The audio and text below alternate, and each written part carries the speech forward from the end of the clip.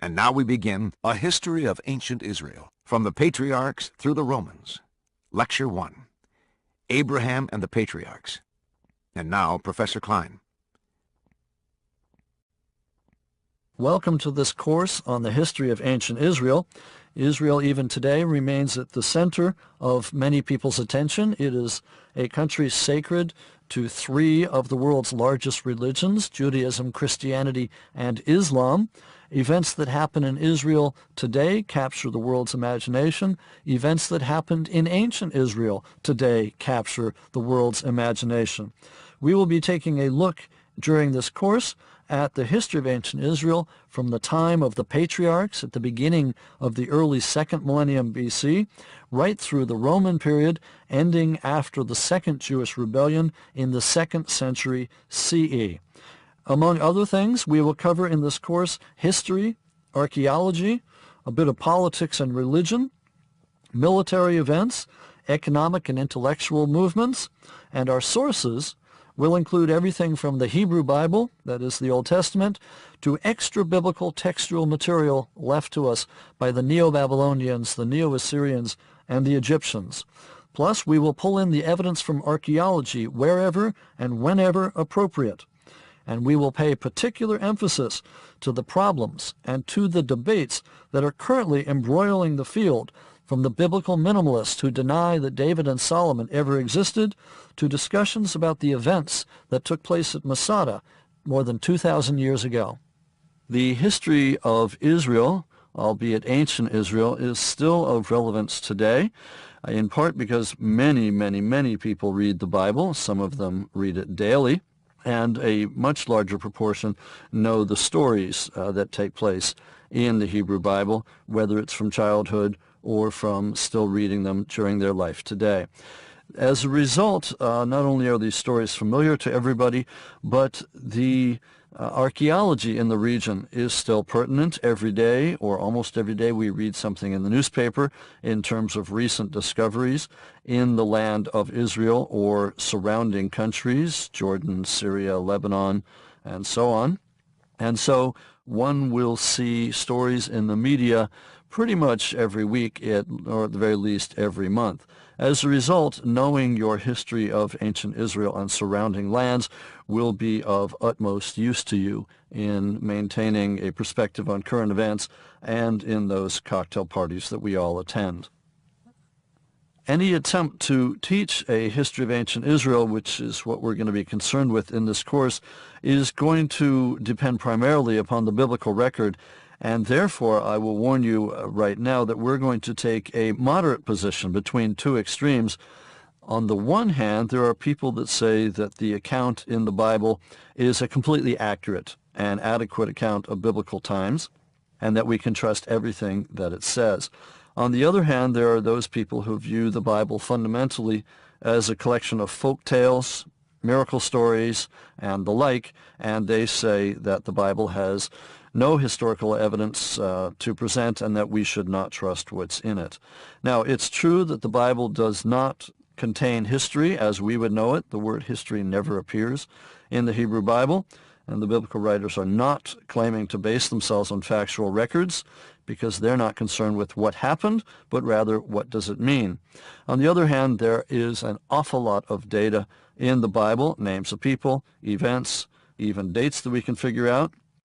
And so I am going to take a moderate position in this course and say that we can use the details in the Bible, provided in many cases that we can back it up and correlate it with other independent sources. As a historian, I like to have two and hopefully three independent sources before I will agree that one particular event took place or one certain person lived.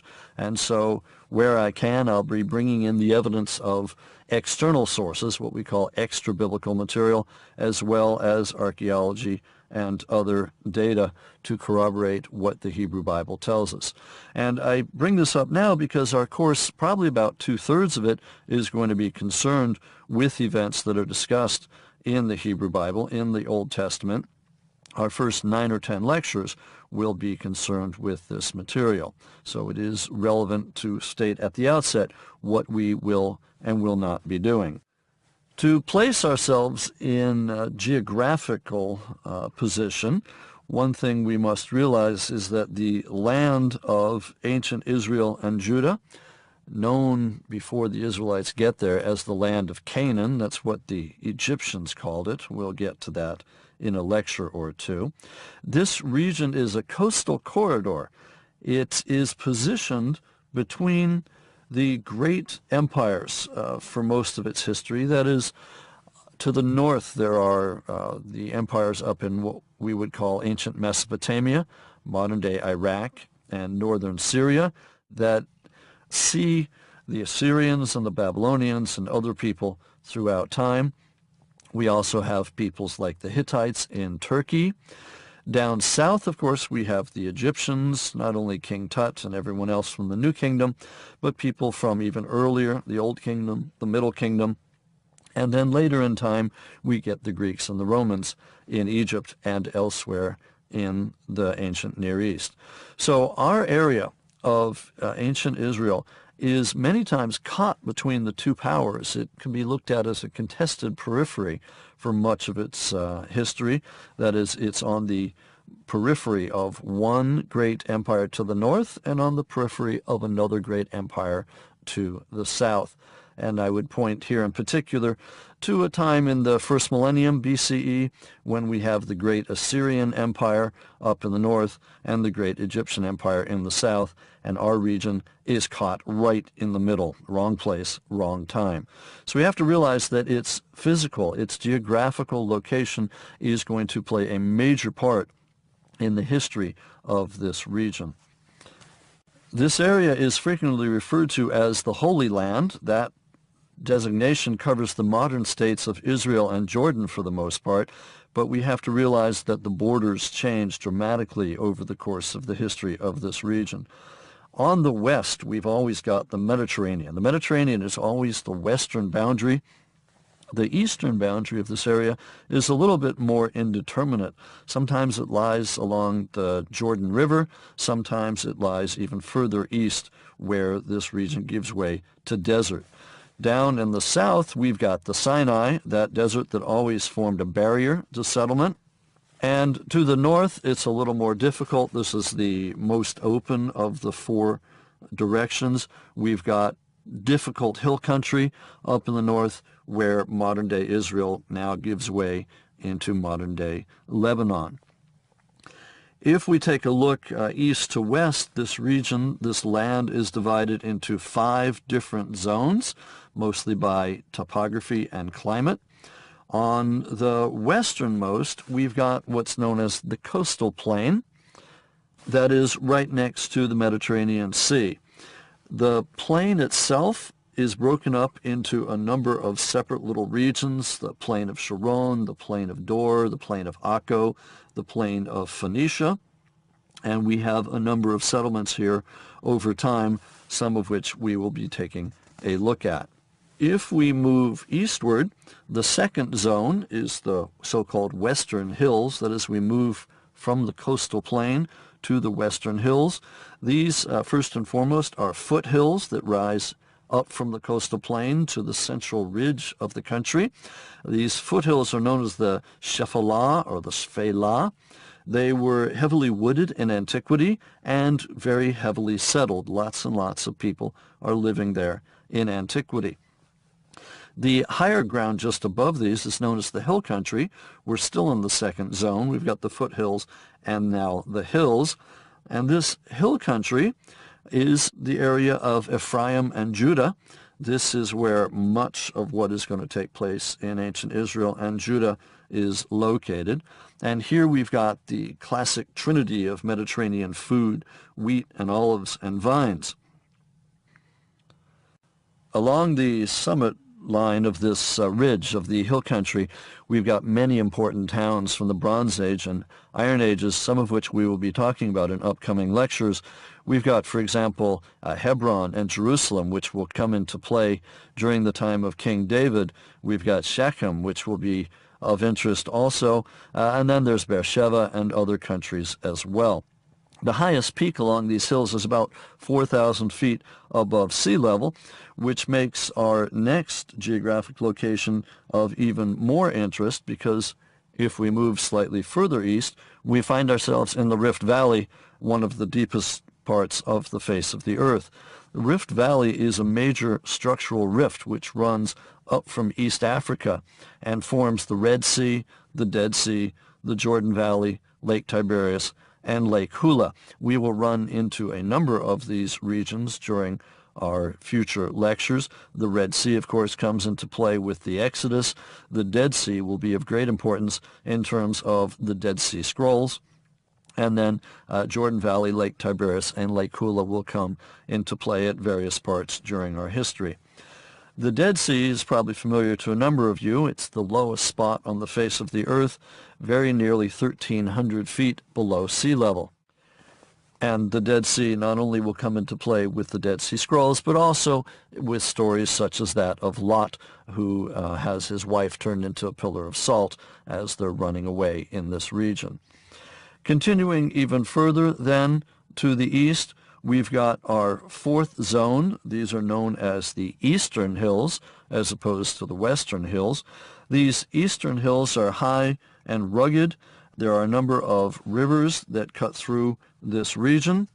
These Eastern Hills will not play too much of a role in our lectures, except insofar as they are the region through which the Israelites come on up from Egypt during the Exodus, and these are where some of their enemies, neighbors, friends live, the Moabs, the Ammonites, and other people that are mentioned in the Hebrew Bible.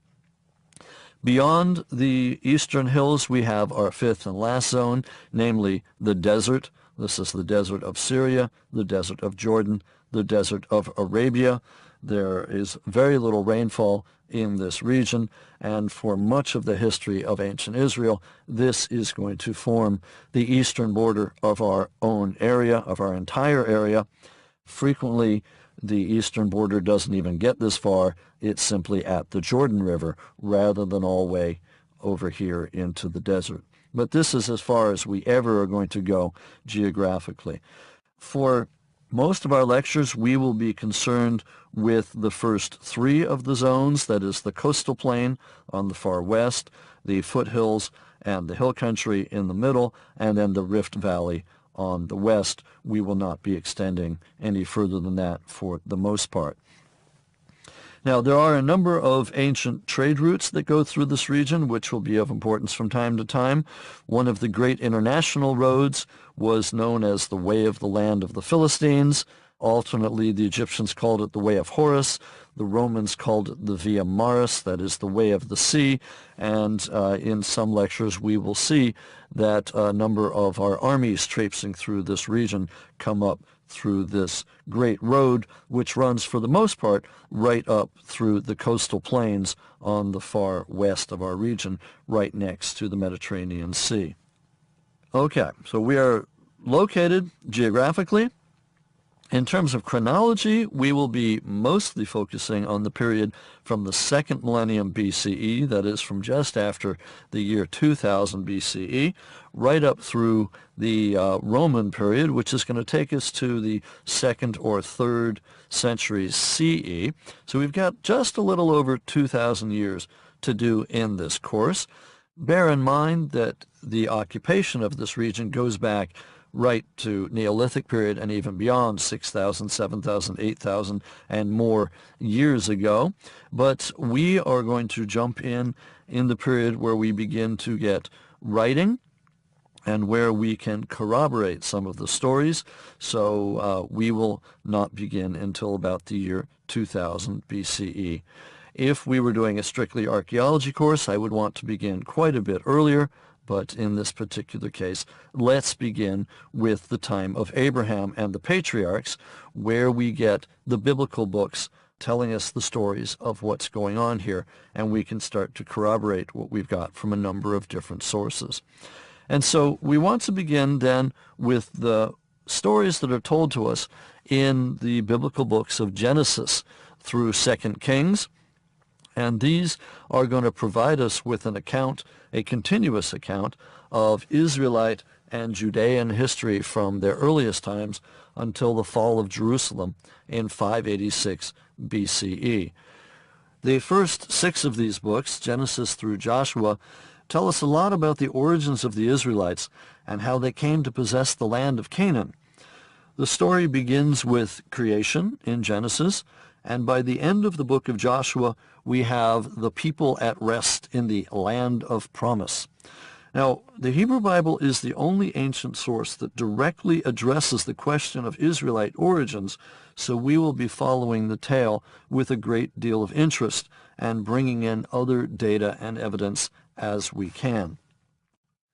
I would assume that the story is well known to many of you, but let me go through it very briefly again, just for those of you that are not completely up to speed on it.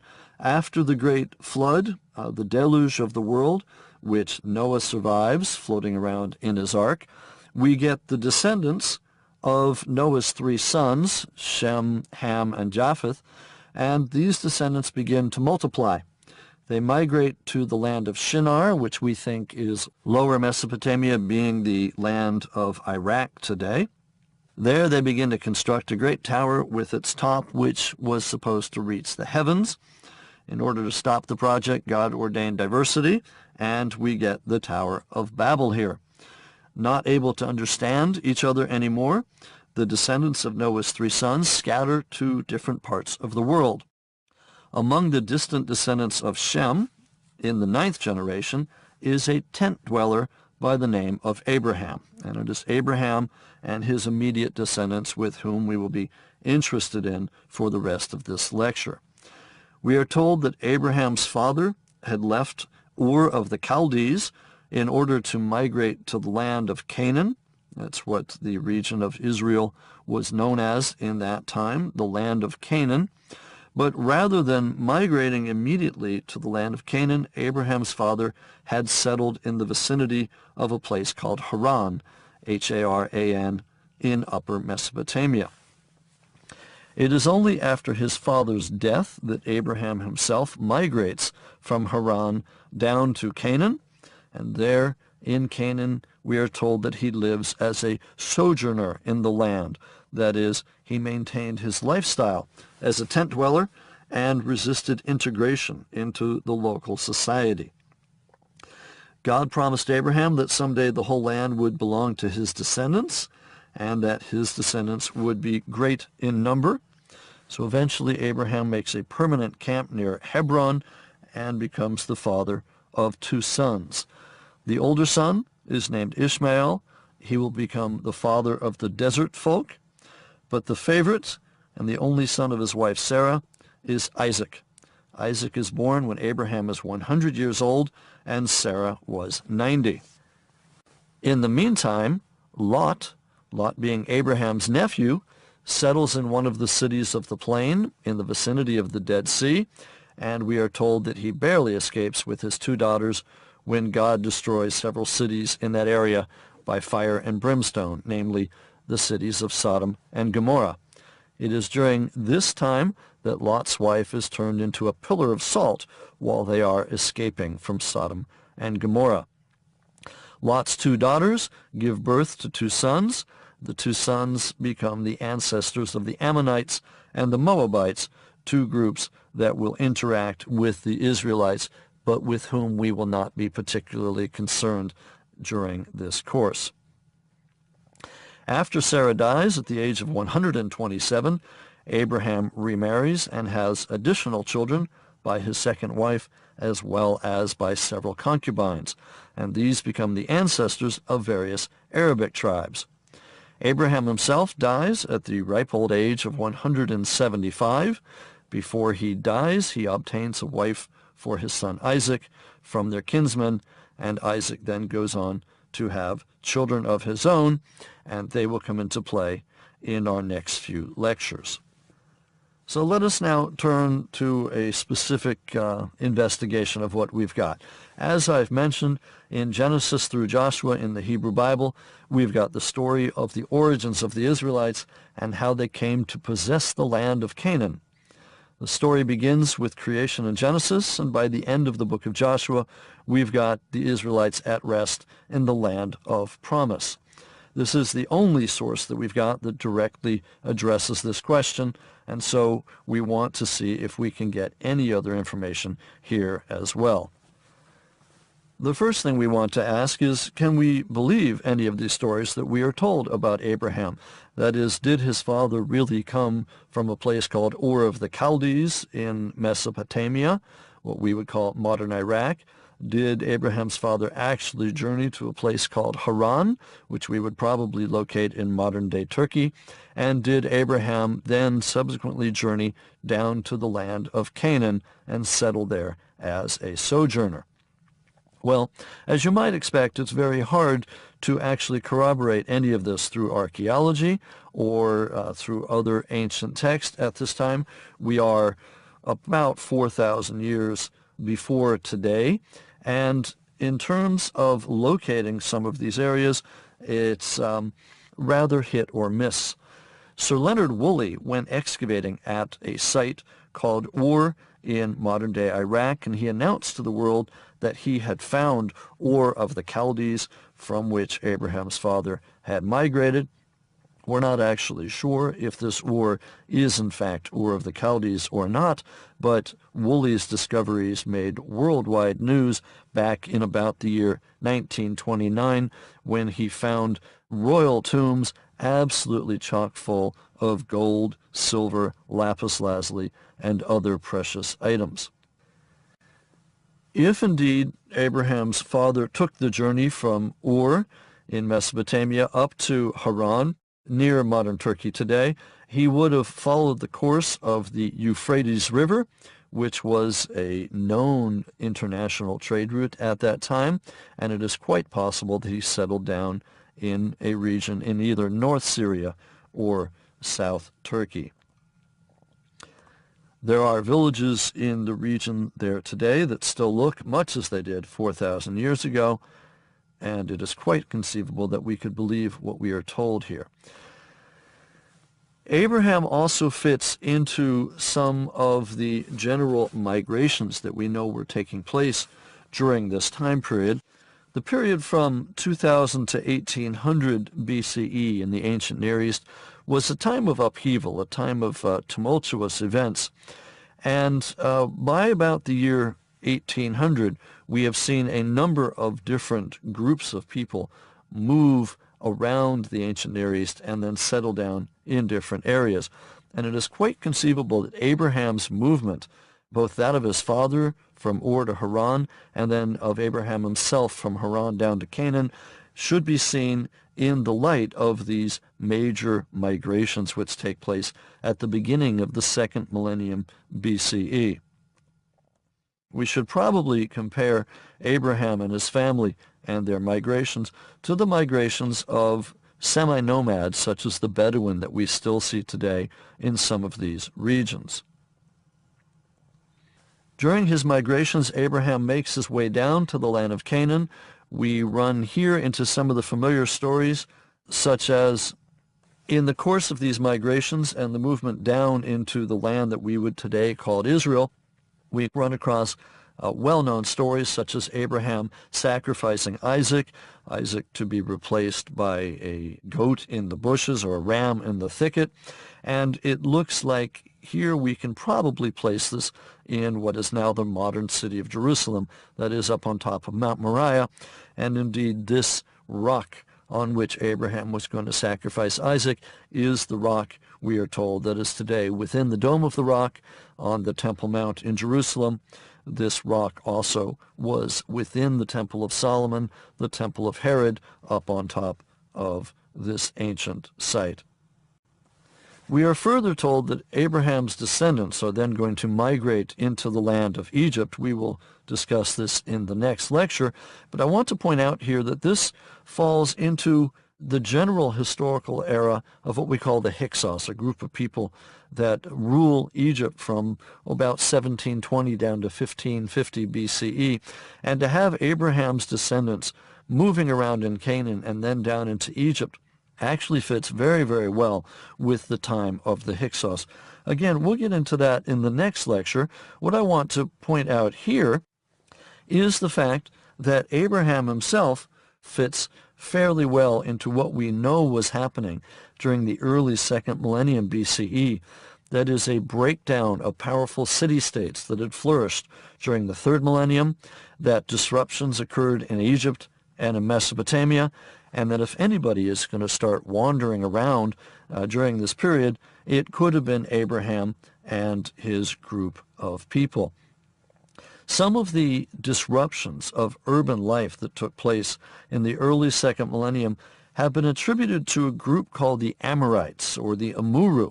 And these Amorites begin to be mentioned in textual documents of the Mesopotamian city-states.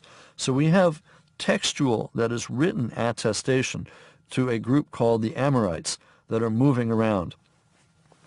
In the 1930s, William F. Albright, one of the most famous historians studying ancient Israel, built upon the artifactual and documentary evidence, and using texts from later Amorite states of the Middle Bronze Age, Albright and other scholars formulated what is known as the Amorite hypothesis.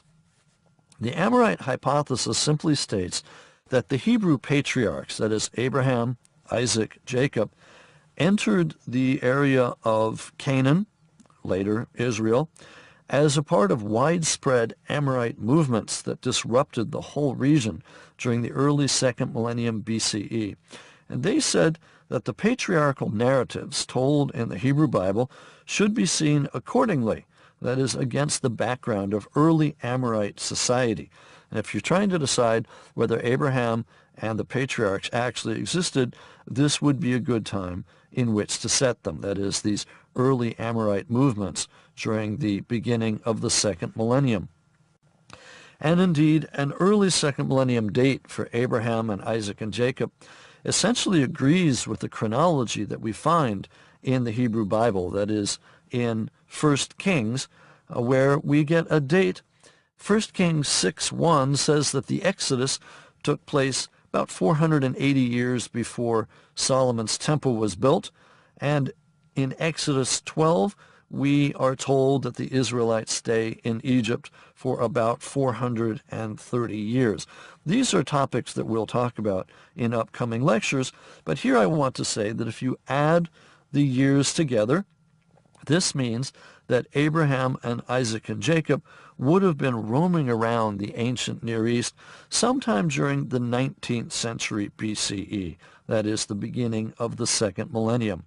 Because Solomon's temple is built about the year 960, if you then add 480 years to get to the Exodus, and then add another 430 years as the length of time the Israelites stayed in Egypt, you get the number of 1870 BCE, that is, the 19th century BCE. This is exactly during the time when the Amorites are moving around the ancient Near East. It also would allow us to place the Hebrews in Egypt during the so-called Hyksos period, as I've mentioned already.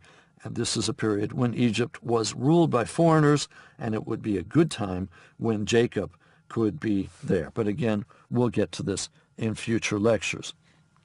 What I'm interested in here right now is that the stories of Abraham's migration from Mesopotamia to Canaan, and then of the later migration of Jacob and his sons into Egypt, make sense when you view them against the political conditions of the early second millennium BCE and the geographical migrations that are taking place at that time. Moreover, the names of the patriarchs and some of the customs that are reflected in the Hebrew Bible are quite similar to those that are mentioned in second millennium Mesopotamian texts, such as writings from the cities of Mari and Nuzi from the 18th century and down for the next couple of hundred years. We have similar names, Jacob, Isaac, and related ones. Now, there are a number of problems, though, with this so-called Amorite hypothesis. For one, the idea that the disruption of urban life in Canaan at the end of the early Bronze Age and the beginning of the Middle Bronze Age, that is, the early years of the second millennium BCE, the idea that this was the result of widespread Amorite movements, that is itself just a hypothesis, and it's by no means universally accepted by all archaeologists and historians. So to say that Abraham is part of this Amorite movement is to stack one hypothesis upon another. And moreover, while the Amorite hypothesis does work quite well with the chronology in the Hebrew Bible, as I've just mentioned, it creates problems for the associated genealogical data. For example, in Genesis 15, it assumes a 4-generation stay in Egypt, and Moses, for example, is identified as a 4th-generation descendant of Jacob. We go from Jacob to Levi to Amram to Moses. Now, if you're going to make the genealogical data fit with the chronological data, each generation has to last an average of 100 years. Usually we say a generation just lasts 30 years. So you've got these people living an awful long time if you're going to square the genealogy with the chronology. But that's just one possible problem. A second argument against the Amorite hypothesis would argue that the parallels between biblical names and customs on the one hand and those that are known from Mesopotamian text on the other hand become rather less impressive when you take into account that the sorts of names and customs involved are not confined just to the second millennium, but are also characteristic of the first millennium as well. That is, the names and the customs last for more than 1,000 years. And if, as some people have argued, the Hebrew Bible is not written down until the 8th or even the 7th century BCE, then you can get all kinds of things in there that might not actually be accurate. And so some historians and archaeologists say that the parallels that we might note are actually relatively useless for pinpointing any particular period and calling it the patriarchal age, if that's what you want to do.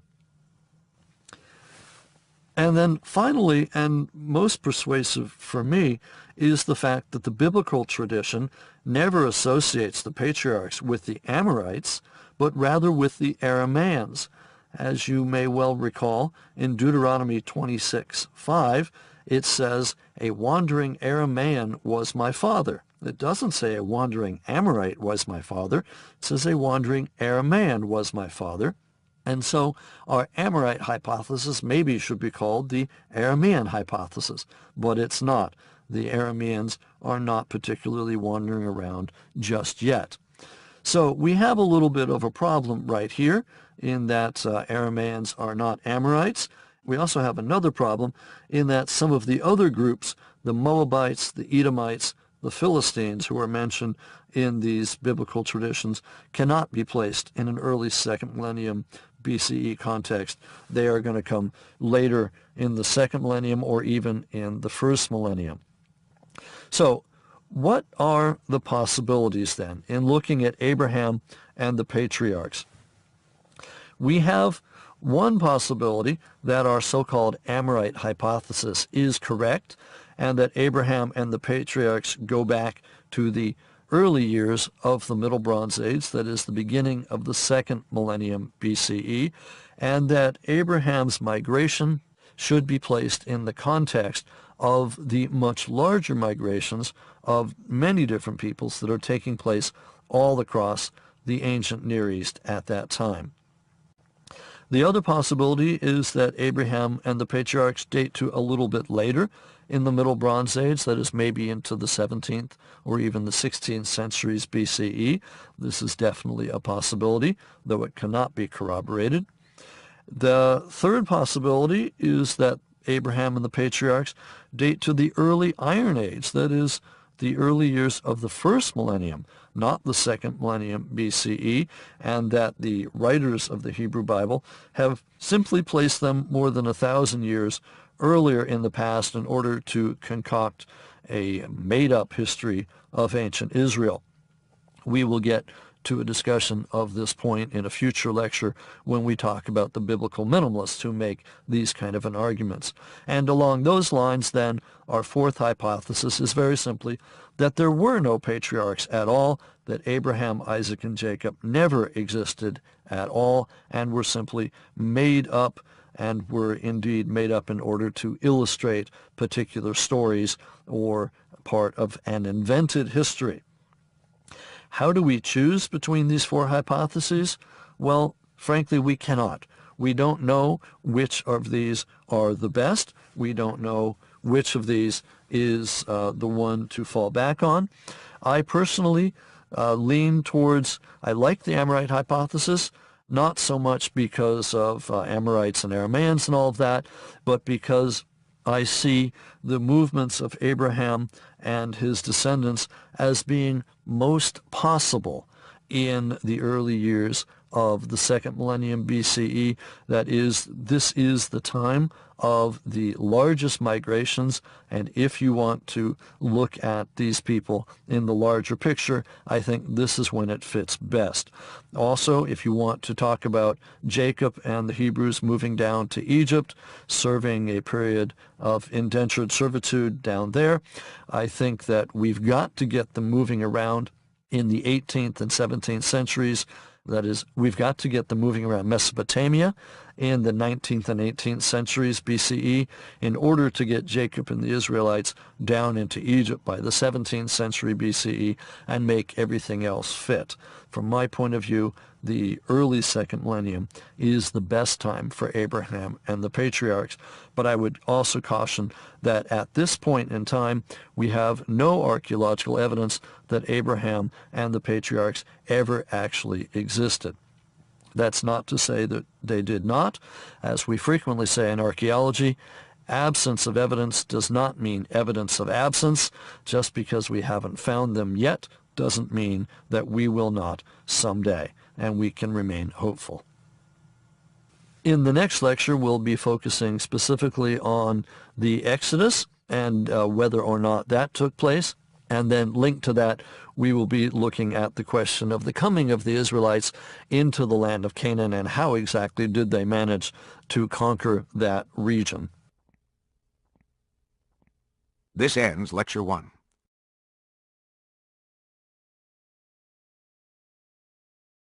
A History of Ancient Israel, Lecture 2, The Exodus and Egypt. In this lecture, we'll be beginning with our discussion of the story of the Exodus. Here we have a story that's filled with problems and questions that are similar to some of those that we discussed concerning the patriarchs. Let me walk us through the story as is told in the Hebrew Bible, just to bring everybody up to speed. As we mentioned in the last lecture, after Sarah died at the age of 127, Abraham remarries and has additional offspring by his second wife and by several concubines. These become the ancestors of various Arabic tribes. And then before Abraham himself dies at the age of 175, he gets a wife for his son Isaac from their kinsmen. Isaac marries Rebekah and settles near Beersheba in the southern part of the territory with which we are interested in this course. And Isaac and Rebekah give birth to twins, Esau and Jacob. Esau becomes the ancestor of the Edomites, while Jacob fathers 12 sons by his Aramaean wives and concubines, and these 12 sons become the ancestors of the 12 tribes of Israel. One of Jacob's sons, Joseph, was sold as a slave by his brothers and was carried off into Egypt.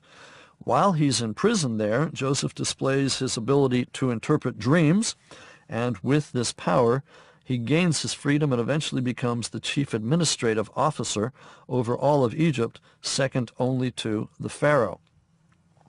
Meanwhile, there is a famine back in Canaan, which forces Jacob and his family to emigrate to Egypt in search of food. Joseph arranges for them to settle in a place called Goshen, or Goshen, and in Egypt the families of the 12 brothers then multiply into the 12 tribes. Eventually, a Pharaoh, king of Egypt, comes into power who, we are told, knew not Joseph, and he reduces the Hebrews to slavery. God commands Moses, who, although he was a Hebrew himself, had grown up in the Pharaoh's court after being rescued as a baby from the Nile, to lead the people out of Egypt and back to the land that God had promised Abraham. Now, the story of Moses is, of course, well known to many people, how he was put into a basket by his mother and sent down the Nile, and the daughter of Pharaoh had found him and raised him as her own. We will be returning to the story in just a moment. The escape from Egypt by Moses and the Hebrews is surrounded by spectacular miracles, including the 10 plagues that God sent upon Egypt. After each of the plagues, the Pharaoh agreed to allow the Hebrews to leave, but then God hardened Pharaoh's heart so that he changed his mind, refused to let the Hebrews leave, and thus invited another plague upon his land. These plagues included blood, frogs, lice, flies, pestilence, boils, hail, locusts, darkness, and the slaying of the firstborn. When the Hebrews did finally manage to leave Egypt, the Pharaoh, his heart having been hardened once again, assembled his army and chased the people as far as the Red Sea. There, God parted the waters of the Red Sea, allowing the Hebrews to cross on dry land. This is the famous scene that people know from Charlton Heston parting the Red Sea in the Hollywood movie. God parted the waters of the Red Sea, allowed the Hebrews to cross on dry land, but when Pharaoh and his army followed, God caused the waters to return and destroyed the Egyptian army. We are told this story in the Hebrew Bible, and indeed we are told it in a number of different ways. We have a couple of different sources that seem to have been combined in antiquity within the account in Exodus. Scholars today refer to these strands or threads in the Hebrew Bible as the Yahwist, the Elohist, and the priestly sources. These refer to some of the characters either in the stories or the people who wrote them down. And one can actually go through the story in Exodus and mark the different passages to show which original story they came from. What we are concerned with here today, though, is the fact that the people, that is the Hebrews, made their journey to Canaan in stages, that God sent a pillar of cloud by day and a pillar of fire by night to indicate when they should move their camp and where they should pitch their tents. And along the way, he fed them with quail and manna in the wilderness. The question of exactly what was manna remains a mystery today. After 3 months, the people reached a mountain in the wilderness of Sinai. They remained encamped at the foot of the mountain while Moses climbed to the top of the mountain several times and spoke to God directly. Up there, along with seeing a burning bush, he received from God extensive legal and cultic instructions and regulations. These laws, instructions, and regulations were put into practice with the understanding that they were to be followed by the people from that time on. And indeed, these are the laws that have governed the Jewish people ever since, and even had an impact upon Christianity and Islam to a certain extent as well. Here we get not only the famous 10 Commandments, which are unique in history, but we also get the more than 600 other laws that are found in the Hebrew Bible, which determine how one remains kosher and everything else that are still followed by people in the world today. The Hebrews were still encamped at the mountain when they celebrated the first Passover, that is the anniversary of the escape from Egypt. Eventually, we're told specifically that it was on the 20th day of the second month of the second year, the cloud that God had sent was taken up, and it was time for the people to move on. They set out again and eventually came to a place called Kadesh in the southwest of the Negev, and from there they sent out 12 spies, one from each tribe, to explore the promised land. The spies returned with glowing reports about the land's fertility and its produce, that is, the land of milk and honey, but they also warned that the cities were too strong to be conquered, and that the land was inhabited by giants. While they are still wandering around, Moses dies in the region that we would now call Transjordan, that is the region to the east of Israel, and Joshua assumes leadership of the people. He begins preparations for the invasion of the land called Canaan. Although some military strategy was involved, for example, sending in spies in advance, the crossing of the Jordan River and the conquest of Jericho were essentially ritual operations that were surrounded by miracles, and yet at one and the same time they are quite good military operations, and we will take a look at these in a few moments. So from what we can tell of the biblical narrative, Moses and the Hebrews, soon to be named the Israelites, are wandering around in the region of the Sinai, that is to the south of Israel proper today, and they're wandering around for 40 years. My wife frequently jokes that if Moses had simply asked directions, it would not have taken 40 years, but what man likes to stop and ask for directions? Not many, and therefore they wandered for 4 decades. The question of how they wandered is a big problem. Did they go on a northern route that is up near the coast? Did they go in a middle route across the Sinai? Or did they go far down south? These routes are all possible, and yet the northern route is most likely out of the picture because the Egyptians have a series of forts across this northern route, this way of the sea, as it is called. The middle route is probably out, that is going across the middle of the Sinai, simply because it is smack in the middle of the desert with some hills around it. And it's really only the very southern route that is going almost all the way to Sharm el-Sheikh in the very southern tip that makes most sense for where the Hebrews or Israelites were able to wander and where they could have been for a good 40 years or so. So most archaeologists and historians are going to assume that Moses and the Hebrews are wandering around down in the very southern part of the Sinai for much of these 40 years. So much for the biblical story. How much of this can we believe, and how much has been corroborated by archaeology or other sources? The answer in a nutshell is simple: almost none. We have the biblical narrative and pretty much nothing else. So it may be a matter of faith to believe that the Exodus and everything else took place as the Bible describes it. On the other hand, we may be looking for the proverbial needle in a haystack, because if the Israelites or the Hebrews are camping in the desert for 40 years, one may well ask, how much might we actually expect to find through archaeology? If they're camping much as the Bedouins still do today, they would only have been using tents with post holes rather than permanent structures, and so any archaeologist coming along is not going to find houses and walls and remains of permanent structures, but rather simply holes in the ground in which the tent pegs had once been placed, and those are very difficult, if not actually impossible, to find. So again, we come to the old adage, absence of evidence is not evidence of absence. Just because we can't find them archaeologically does not necessarily mean that they did not exist.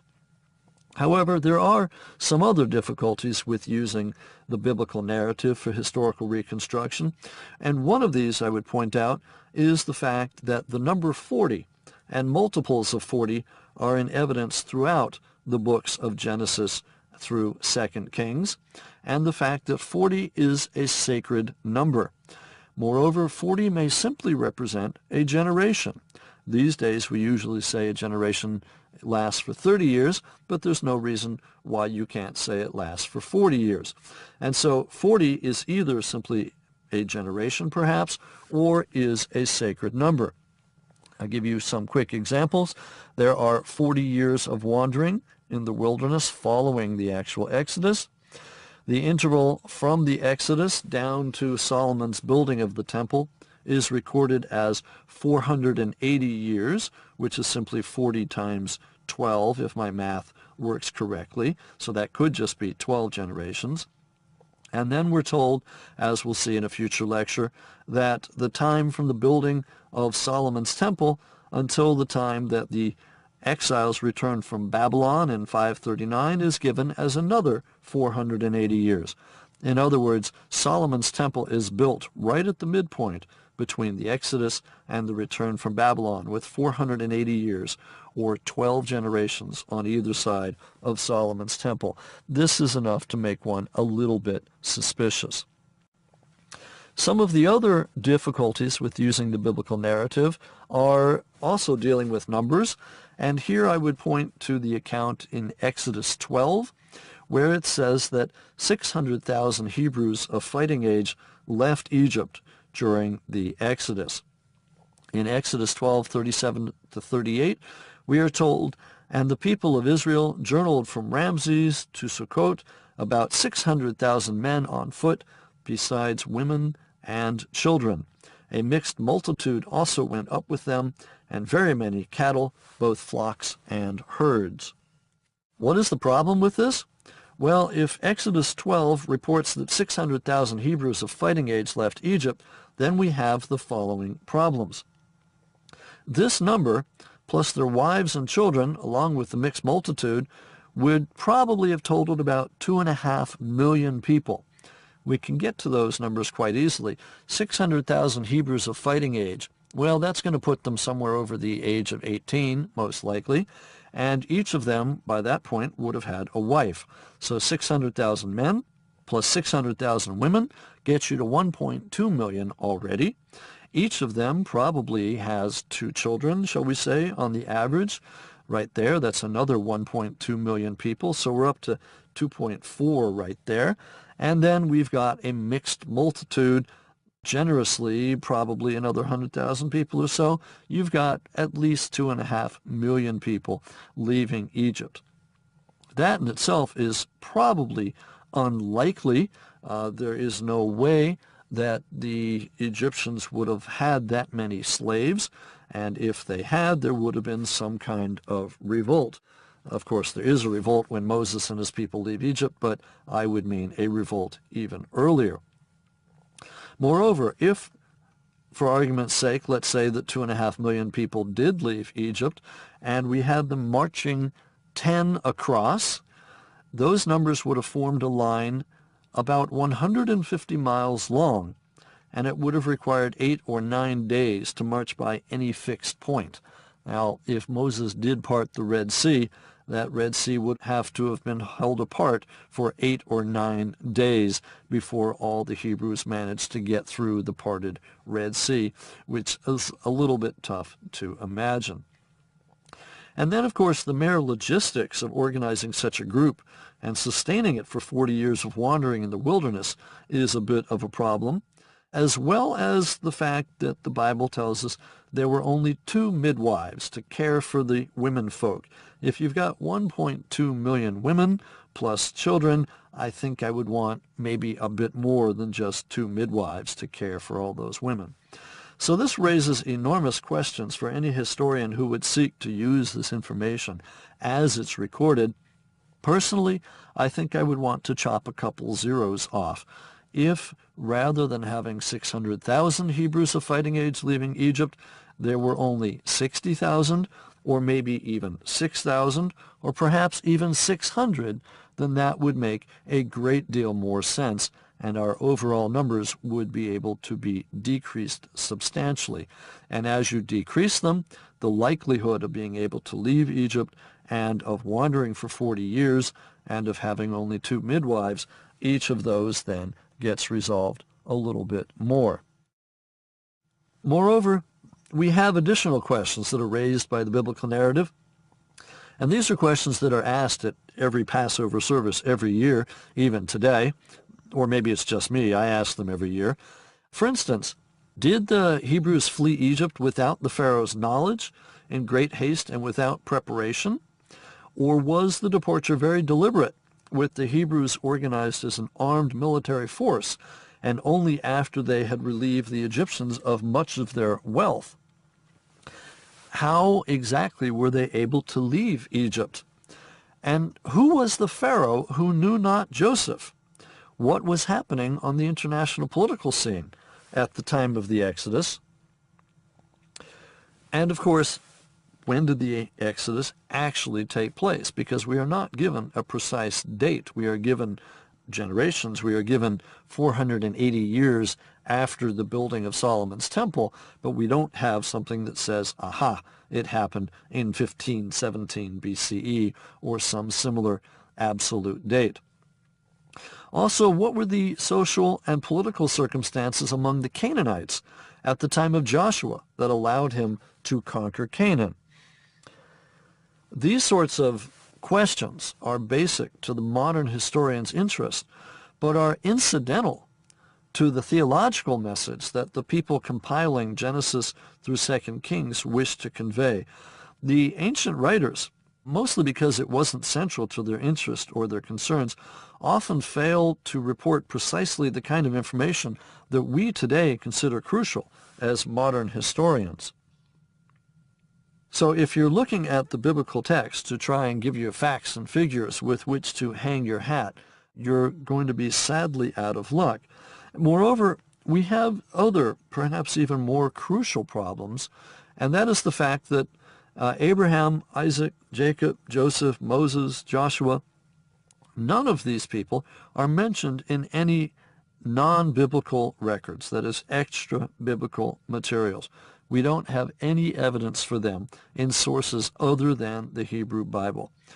Nor is there any reference to an Israelite stay in Egypt, any reference to the Exodus, or any reference to the conquest of Canaan in any ancient source that is contemporary with the time when these events are said to have occurred.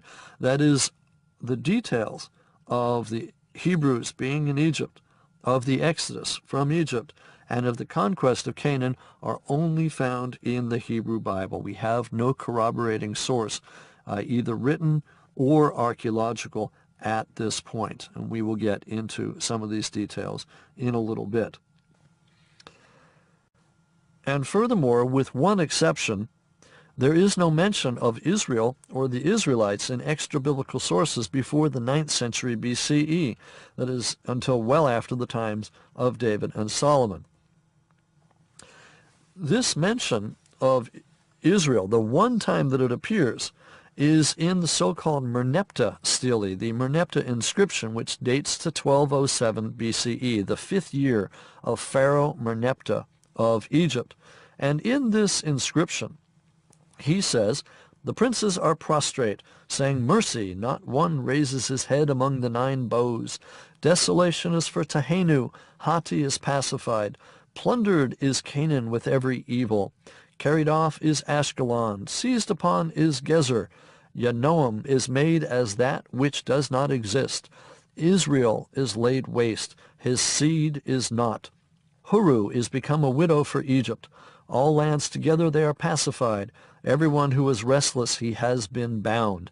Now this is the earliest mention of Israel outside the Bible. As I say, it dates to the 5th year of Pharaoh Merneptah of Egypt, which we now think is about the year 1207 BCE. So we know for a fact that the Exodus has to have taken place by this time. But our question is, how much earlier did it take place? That is, can we in fact date the Exodus? Let us take as a given that the Exodus did in fact take place. As I've mentioned, there is no corroborating evidence to confirm this, but let us take as a given that it did, for argument's sake. If we try to date the Hebrew Exodus from Egypt, it is very difficult. A variety of biblical and historical and archaeological data needs to be taken into account. Most scholars argue for either an early date, that is about the year 1450 BCE, or a late date, that is about the year 1250 BCE. The early date, 1450, tends to be held by scholars who rely heavily on the Bible and the time references given there. The later date, 1250, tends to be held by scholars who give more weight to the archaeological evidence rather than to the biblical timeline. Arguments for the early date, 1450 BCE, point to 1 Kings. 1 Kings 6:1 says that the Exodus took place 480 years before Solomon began to build the temple in Jerusalem, as we've mentioned before. Solomon began to build the temple in Jerusalem in the 4th year of his reign. Since Solomon's reign is about 970 to 930 BCE, this would then place the Exodus about 1450 BCE, that is, during the reign of the king Thutmose III. There are a number of letters, so-called Amarna tablets from Egypt, that date to about 100 years after this, about 1350 BCE, and they document a period of social chaos in Canaan that is caused by a group called the Habiru. And the Habiru, the name sounds suspiciously similar to the name Hebrews. If this is the case, if the Habiru of the Amarna letters of 1350 BCE are in fact our biblical Hebrews, then this would represent extra-biblical evidence and an approximate date for an Israelite invasion of Canaan sometime before 1350 BCE, that is, anytime in the previous 100 years.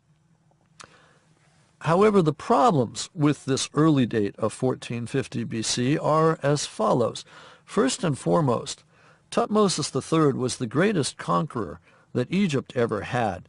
This is a period of strength for Egypt, and under Thutmose III, the Egyptians are in firm control of both Egypt and Canaan, and there is little archaeological evidence that he would have allowed the Hebrews to leave Egypt during his reign, and in fact there is very little archaeological data anywhere to support a date for the Exodus about 1450 BCE. Moreover, it is now doubted by scholars that the Habiru are the Hebrews, or at least that the Habiru are not the invading Israelites led by Moses and Joshua. The arguments are too detailed to present here, but basically the Habiru seem to be a social class on the outskirts of society rather than a given set of people. As for the arguments for a later date for the Exodus, that is, that the Exodus took place about 1250 BCE, the people following this line of argumentation say that the 480 years mentioned in 1 Kings is simply a symbolic number, that is 12 generations of 40 years each, and can be safely ignored. They also point to the fact that the cities of Pithom and Ramses in the Nile Delta region of Egypt that were supposedly built by the Hebrews, and this is mentioned in Exodus 1, were in fact founded by the Egyptian king Seti I in about the year 1304, and were completed by Ramses II, who rules from 1290 to 1224. So if you're going to follow the Hebrew Bible and talk about the Hebrew slaves building the cities of Pithom and Ramses, they would fit into a period from 1300 down until about 1250 BCE. Moreover, archaeological evidence from Lachish and Bethel and Hatzor and other sites in Canaan may support a 13th century date for the conquest, because all of these cities are in fact destroyed sometime during the 13th century, which would fit quite well with the coming of Joshua and the Israelites, as we will see in a future lecture. Additional arguments for the later date of 1250 BCE for the Exodus point to the Merneptah stele that we have already mentioned, this first mention of Israel in any extra-biblical document. And here the historians and archaeologists say that if the Israelites had entered Canaan during the earlier period, that is around 1450 BCE, there should be other mentions of Israel before the year 1207 BCE, and there are not. That is, there would be more than 200 years during which time Israel is not mentioned. If the Exodus took place at about 1250 BCE and they wandered for 40 years, then having Israel mentioned in the year 1207 is actually perfect. It's just about 3 years after they went in there, which fits quite well. Additionally, if one assumes that the Exodus took place at 1250 BCE and one still wanted to use the Bible to a certain extent, one could count back 430 years, which is what Exodus 12 tells us was the length of time that the Hebrews were in Egypt during their period of servitude, that is just about 400 years. And counting back 430 years from 1250 BC would put the Hebrews in Egypt during the so-called Hyksos period. We've mentioned this period before briefly. This is the time from about 1720 to 1570 BCE when Egypt was ruled by foreigners from around the region of Canaan. We don't know that much about the Hyksos, but we do know that they came in from the region we now refer to as Canaan, and they ruled Egypt for nearly 200 years. This would fit well with the time of Jacob and Joseph's experiences in Egypt. It is one of the few times in Egyptian history when a Semite from Canaan could have gotten close to the Pharaoh of Egypt.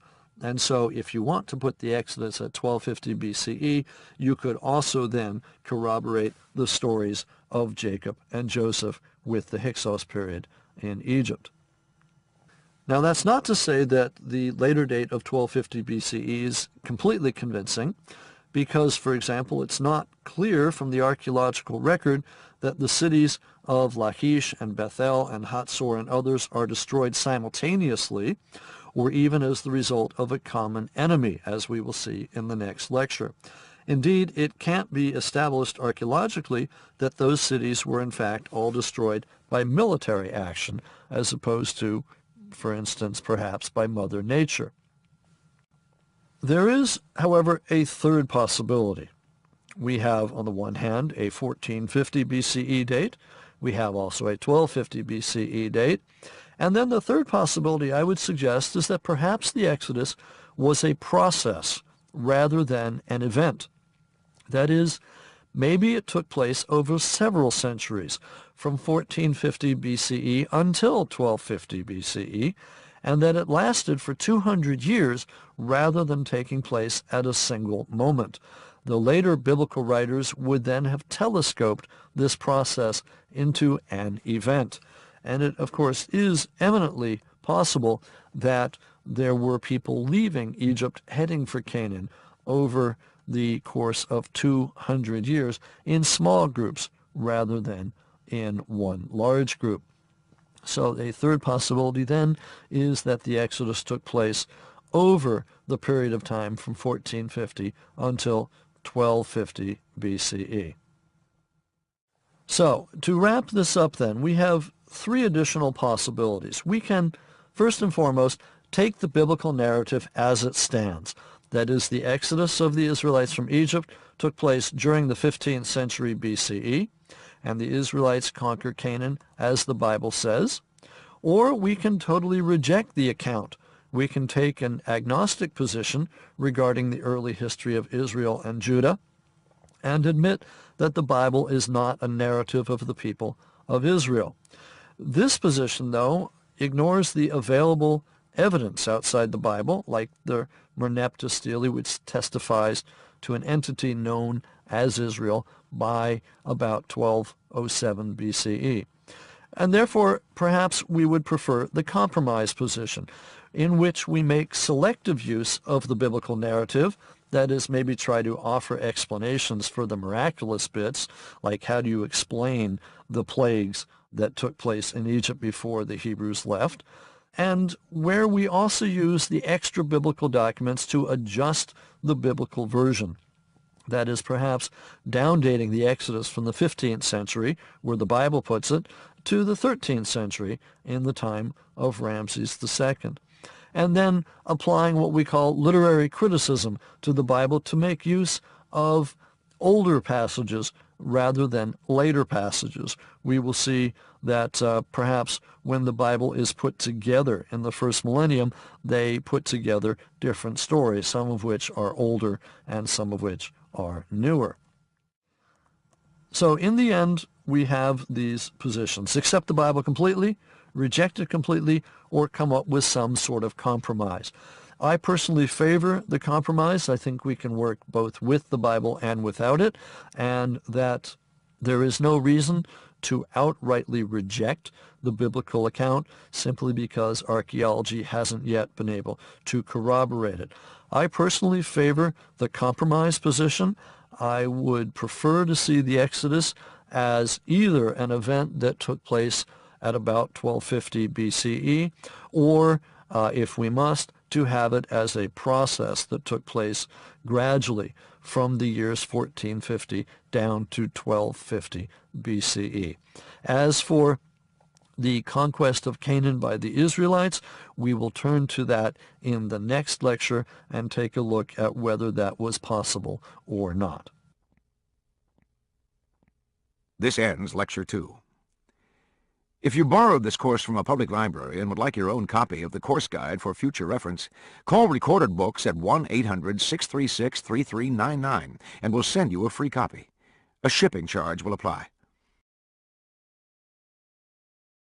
A History of Ancient Israel, Lecture 3. The Conquests of Canaan, Israelites, Philistines, and Phoenicians. In this lecture, we'll be picking up where we left off from the previous lecture. We'll be starting with the conquest of Canaan by the Israelites, and take a brief look at the Philistines and the Phoenicians with whom the Israelites have to deal, and segue right into the early Israelite monarchy and lead ourselves right up to the position where we can talk about King David in history and tradition in the following lecture.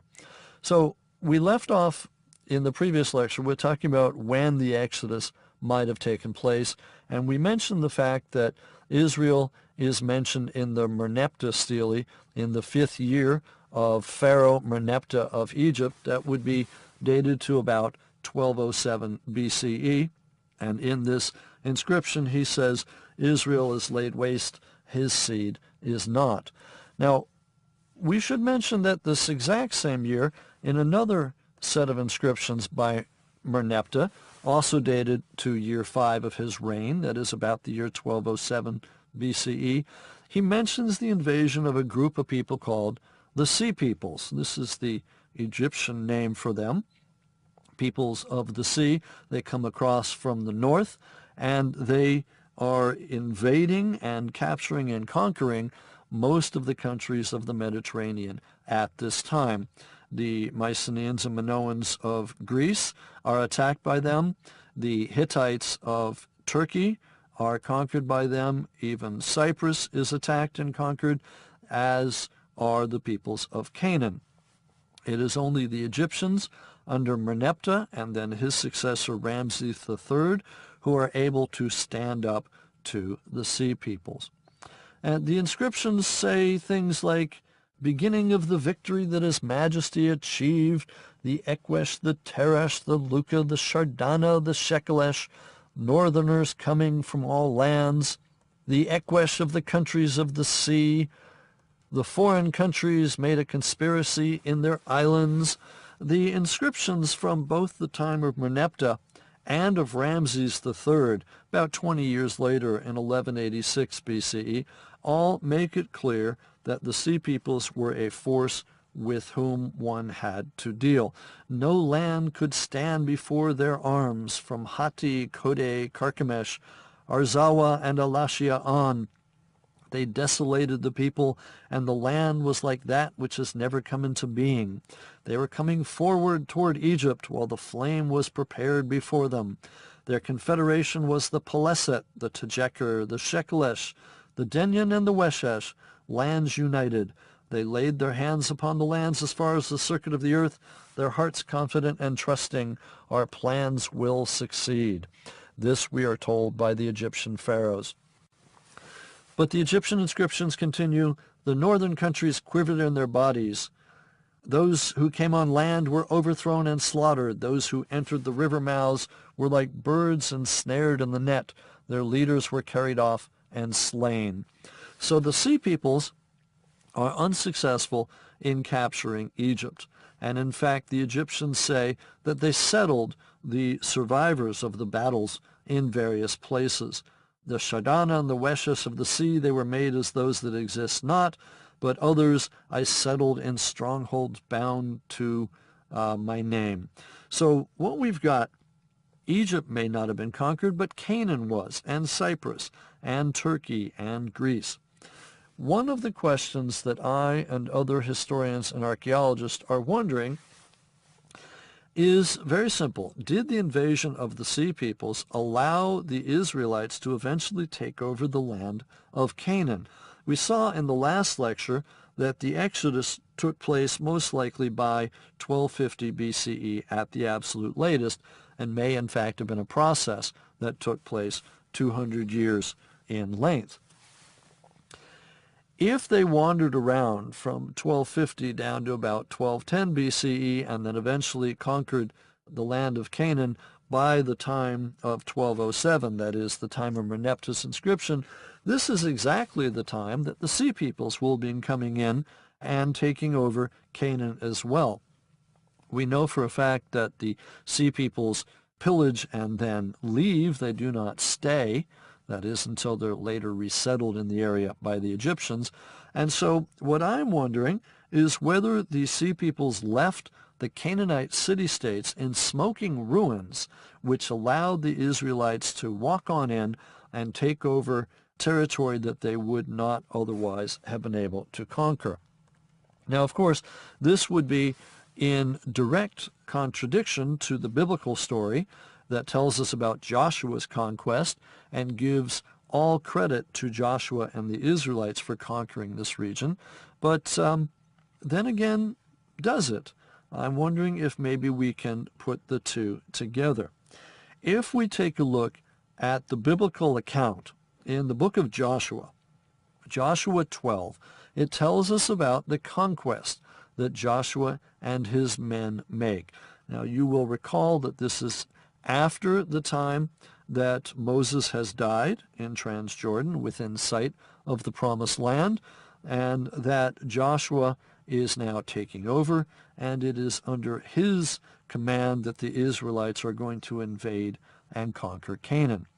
And so we're told in Joshua 12, in the hill country, in the lowland, in the Arabah, in the slopes, in the wilderness, and in the Negev, the land of the Hittites, the Amorites, the Canaanites, the Perizzites, the Hivites, and the Jebusites. And then there is the list of the people that are conquered. The king of Jericho, 1. The king of Ai, which is beside Bethel, 1. The king of Jerusalem, 1. The king of Hebron, 1. The king of Yarmut, 1. The king of Lachish, 1. The king of Eglon, 1. The king of Gezer, 1. And so on and so forth. And it continues on down. The king of Tanakh, 1. The king of Megiddo, 1. The king of Kedesh, 1. The king of Yokneam in Carmel, 1. In all, 31 kings are conquered by Joshua in Joshua 12.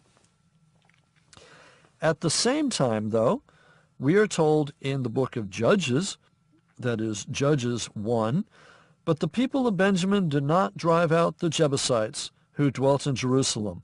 So the Jebusites had dwelt with the people of Benjamin in Jerusalem to this day.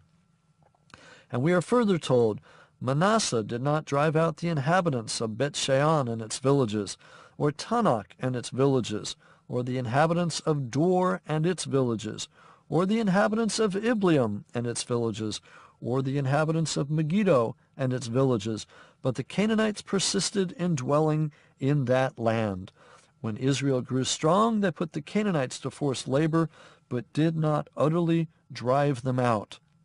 So what do we believe? The biblical account in Joshua 12 or the biblical account in Judges 1? Obviously, we have two separate tales. One in which Joshua and the Israelites are able to conquer the land of Canaan completely, and another account in which they may have come on in and may have conquered the land, but didn't actually kill and suppress absolutely everybody. Here in this particular case, we have two different accounts within the biblical narrative itself, which are contradictory, and we have to decide which we want. So what's the answer? Was there a conquest of Canaan by invading Israelites who took the hill country and the Galilee in a series of lightning military campaigns, as is related in the book of Joshua? Or wasn't there? The evidence is not that convincing one way or the other. Both the biblical accounts and the archaeological evidence leave enough contradictions and negative evidence that an advocate of a military conquest has to accept it with a leap of blind faith. On the other hand, there are a number of other possibilities that might be suggested. And these new possibilities come out of the archaeological research and information that has been provided over the last couple of decades. Essentially, three views, in addition to a military conquest, have been put forward. All right, we've got originally the idea that the conquest, as the Bible tells us, took place.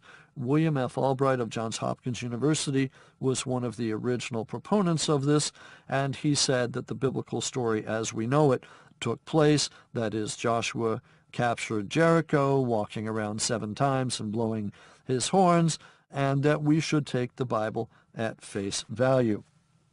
However, there have been other suggestions now. Albrecht Alt suggested that there was a peaceful infiltration, that semi-nomadic Israelites very peacefully infiltrated unoccupied areas of the hill country, and that they gradually built settlements and became sedentary. That is, they became tied to the land.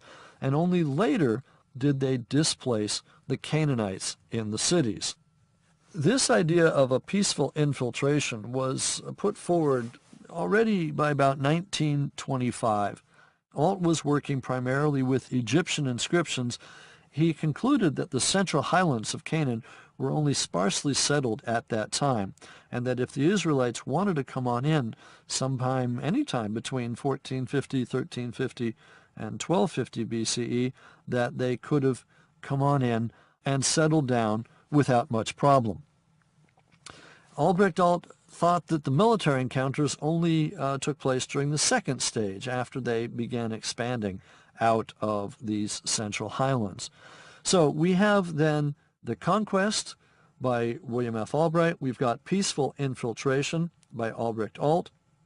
And then the third suggestion is what's known as the revolting peasants hypothesis, or the peasants' rebellion.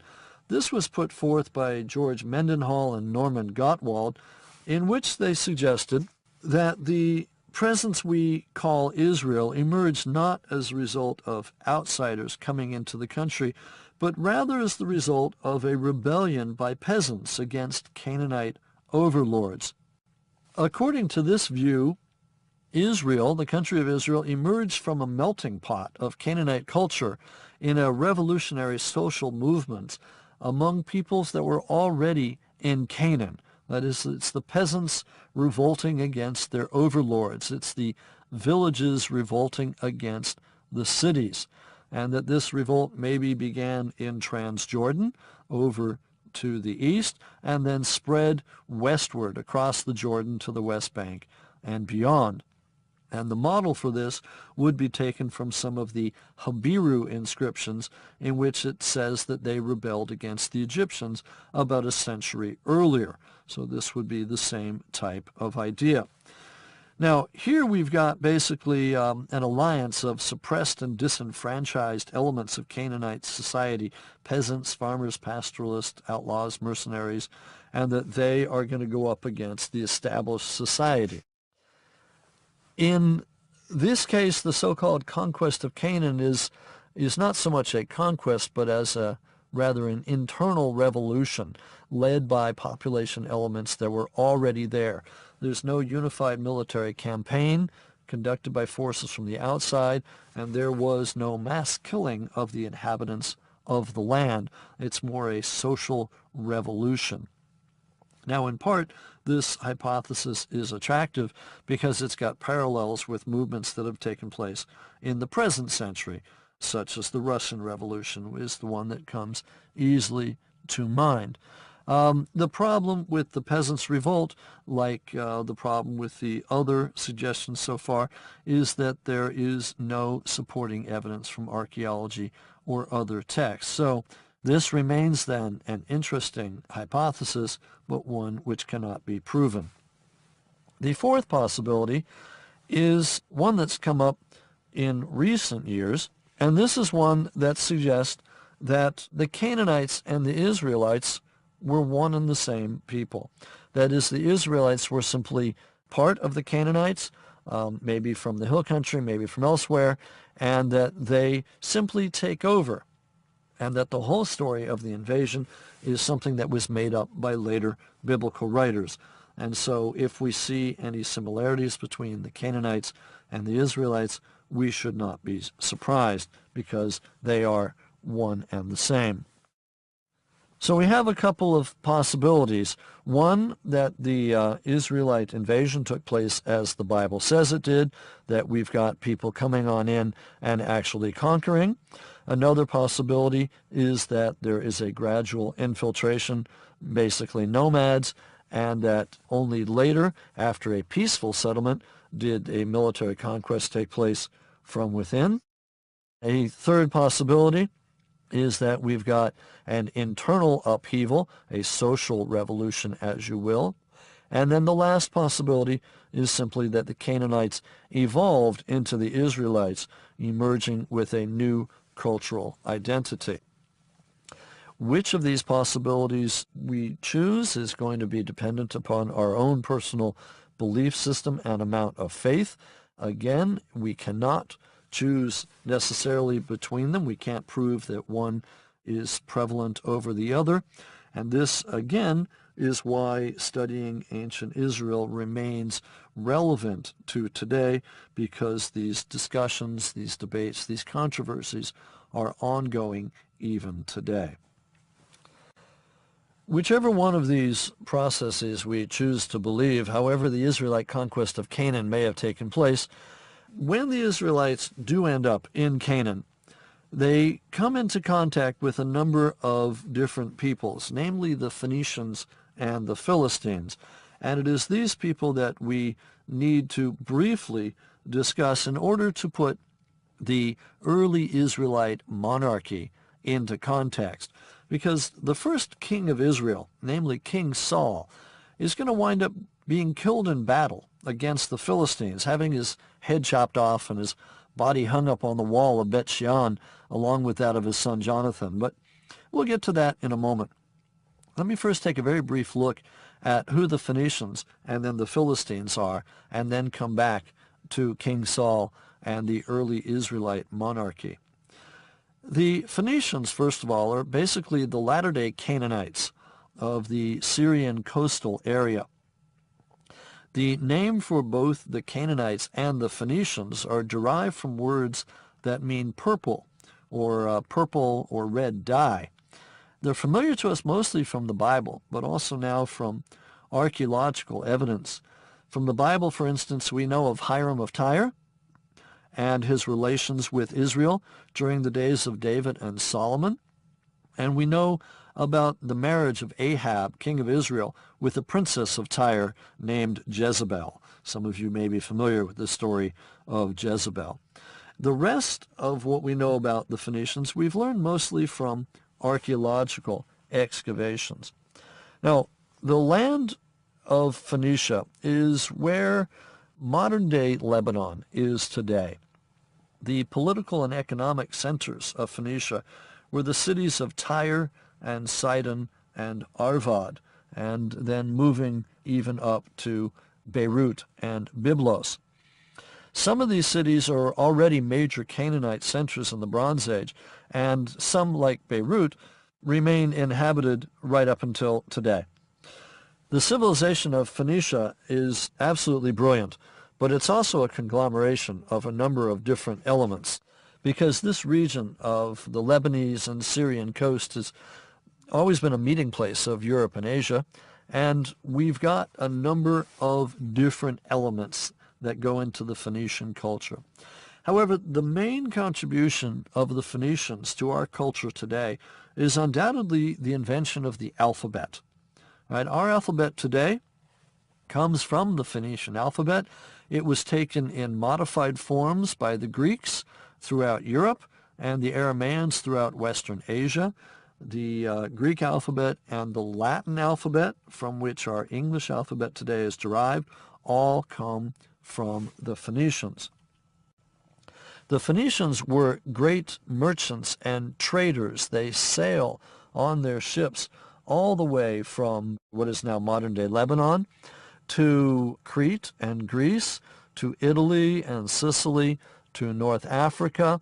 They even found the city of Carthage in North Africa. They sail as far as Spain, and as well as Sardinia and areas in between. So great merchants, inventors of the alphabet, and then, and their name implies this, merchants of purple dye.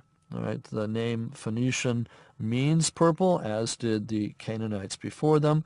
And so the contributions of the Phoenicians, I would say, are threefold, namely the fact that they were great merchants and sailed the Mediterranean, the fact that they brought purple dye, royal purple dye, to many peoples around the region, and the fact that their alphabet gives us our alphabet today, all makes them extremely interesting for us to study even still today. Now, it is the 10th century in particular that's the golden age of Phoenician wealth and power. And it is during this period then, the 10th century, the 9th century, that we are going to see the Phoenicians interacting with the Israelites and the kings of Israel down to the time of David and Solomon. The Philistines, on the other hand, we know most about their origins and their cultural background and their history from the Bible and Egyptian records, as well as archaeological finds. We first meet the Philistines back in the Egyptian inscriptions about the Sea Peoples, because the Sea Peoples, known as the Peleset, are more than likely the people that we know as the Philistines. We're told by the Egyptian sources during the time of Merneptah and Ramses III at the end of the 13th and beginning of the 12th centuries BCE that the Peleset were one of these groups within the Sea Peoples that are defeated by the Egyptians. And we are told furthermore by the Egyptians that they settled the Peleset in the southern part of Canaan, and that they give the land the name Palestina or Philistia. And this is in fact where the name Palestine eventually comes from. The Philistines rule in small city-states in this area and seem to have had a military advantage over the local Israelites because they had chariots and they had iron and they knew how to forge iron. So during the period of the Judges, the Philistines exercise a definite superiority over the Israelites, and it's not until the time of Saul and David that the weight shifted to Israelite advantage. The 5 cities of the Philistines, Gaza, Ashkelon, Ashdod, Ekron, and Gath, are all in the coastal plain, that is on the far western side of the region of Israel, or in the neighboring foothills, the Shephelah region. Of these sites, all have now been identified. Gath was the last one to be identified, and it has probably now just been located in the last 5 years or so. In addition, there's a couple smaller sites known. The site of Tel Kasile in Tel Aviv comes to mind. And a fair amount of Philistine material culture has now been excavated archaeologically. In particular, we know a lot about their pottery, which is a hybrid. On one side, it owes quite a bit to Mycenaean pottery from Greece, and on the other hand, it owes much to native Canaanite styles. Philistine pottery seems to have a particular preference for birds, and in particular birds looking backwards. Now, the Phoenicians and the Philistines are going to interact with the early Israelites. In particular, they are going to interact during the period when the Israelites become a monarchy. We get the first kings of Israel coming along during the time from Saul and David and Solomon. But what we want to do quickly is to refer back to the Bible, which tells us how they may have come to this beginning. We've got what are known as the Samuel Shiloh stories.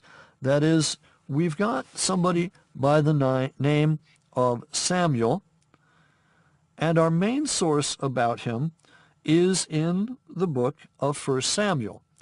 In this book, we're told all about Samuel, and in fact, we are brought right up until the time when Saul is killed at the hand of the Philistines. So what we've got here, we have a young man by the name of Samuel who is at a temple in Shiloh, which is run by an old priest named Eli and his two sons. And we are told about the stories of Samuel and others, in particular from the viewpoint of the Ark of the Covenant, which is a topic that we will spend a fair amount of time on in a future lecture. But in particular, we are interested here then on what happens with Samuel. We are told that Samuel is the last of the judges. These judges are the spokesmen for God, and they talked to the people. Samuel is the last of these judges, and it is because the people of Israel want a monarchy that Samuel is asked to anoint Israel's first king. We are told, in fact, that Samuel said this was not a good idea, but nevertheless the people of Israel want it, and as a result then we're going to move from the period of judges to the period of the first kings. Now, as a kingmaker, Samuel is depicted first as opposing the institution of a monarchy and warning the people of the many ways that future kings would take advantage of them. But then, following divine guidance, he is reported to have selected Saul, explained the rights and duties of kingship, and written these in a book that he then presented. And we eventually then get Saul as the first king of Israel. The stories of Saul in the Bible are the primary source of information for which we've got about Saul's rise to power, but they too are probably at best a mixture of folk memory and legend intertwined with a kernel of actual truth and facts. When Saul came to the throne, when he was anointed, he immediately had to deal with the Philistines. And it seems that much of Saul's reign is a fight against the Philistines in an attempt to establish his own kingdom. Now, into these stories comes the figure of David, first as a young man, and then as a grown warrior. We get the stories of David and Goliath at this point, but those are not the focus of this particular lecture. What we are interested here is what happens in the fight between Saul and the Philistines, because Saul sees his kingdom as needing to expand, and in this particular case, he's going to come into contact with the Philistines. On the other hand, the Philistines see the expansion of the Israelites as being detrimental to their existence, and so for much of Saul's reign, we've got ongoing battles then between the Israelites on the one hand and the Philistines on the other. Now, we're not exactly sure where we are in history at this point, probably somewhere in the 11th or into the 10th centuries BCE. Again, we have little extra biblical evidence for this, but we need to have David emerging by about the year 1000 BCE, and so we've got to put Saul just a couple of decades at most before that. So we learn the most about Saul and his battles with the Philistine, in part through the narratives about the Ark of the Covenant, but also in the form of the stories about David. And in particular, we are told a fair amount about the death of Saul. Saul's final battle against the Philistines takes place in the Jezreel Valley in the north of Israel, near the site of Megiddo, which is biblical Armageddon. Here, he fought the battle which he considered to be crucial. The Philistines also considered this area crucial. They wanted to encircle and capture the heart of Saul's kingdom. Philistines already held Bet-Shean to the east of the Jezreel Valley, and they held the coastal plain to the west of the valley. If they were able to enter the Jezreel Valley and win a battle at Mount Gilboa, they could cut Saul's kingdom into two parts and separate the Israelites in the Galilee and the Jezreel Valley from the rest of the Israelite tribes. Saul, therefore, had no choice but to fight the Philistines for control of the Jezreel Valley. He knew what the result would be if he lost, and he knew what the result would be if he won. The story of the battle is told in the books of 1 Samuel and 2 Samuel, as well as 1 Chronicles in the Hebrew Bible. There are as yet no contemporary extra-biblical sources available to confirm these accounts, but in Saul's case at least, the story is repeated with some embellishment about 1,000 years later by Flavius Josephus, the Jewish general turned Roman historian, in his book called The Antiquities of the Jews. In the meantime, the account in 1 Samuel records troop movements and machinations that occurred before the beginning of the actual conflict. In those days, the Philistines gathered their forces for war to fight against Israel. The Philistines assembled and came and encamped at Shunem. Saul gathered all of Israel, and they encamped at Gilboa. When Saul saw the army of the Philistines, he was afraid, and his heart trembled greatly. And it goes on and gives us the story. Now, one thing we have to realize, this valley of Jezreel was extremely important in antiquity. It was one of the major routes in antiquity. The Via Maris, the way of the sea, went right through the Jezreel Valley. As I say, the site of Megiddo is in the middle of the valley. On the one hand, you've got the Jordan River to the east, and you've got the Mediterranean Sea to the west. Anybody who was anybody in the ancient world, if you wanted to invade this area, or if you wanted to control this area, had to come through the Jezreel Valley. And so we have no fewer than 33 or 34 battles fought in the last 4,000 years in this single valley. It is one of the bloodiest places on earth. And it is not surprising at all that the author of the book of Revelation in the New Testament is going to place the one of the final battles between good and evil at Armageddon, that is the site of Megiddo, right near Gilboa, where Saul fights his last battle.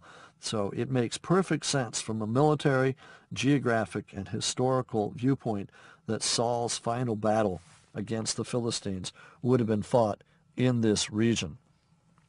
The details of this battle need not concern us here, but it is the end result with which we are most concerned, because during this battle, Saul is killed, beloved King Saul dies, his son Jonathan dies, and several other sons die as well. The Philistines have won.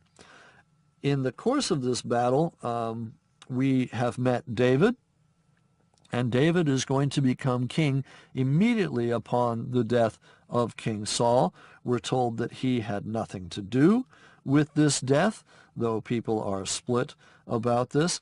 But the end result is that in this Jezreel Valley, on the slopes of Mount Gilboa, the first king of Israel, King Saul, meets his demise. And his head is cut off, his body is hung up on the wall at Bet-Shean, and it is only by an act of great daring do that his body is retrieved.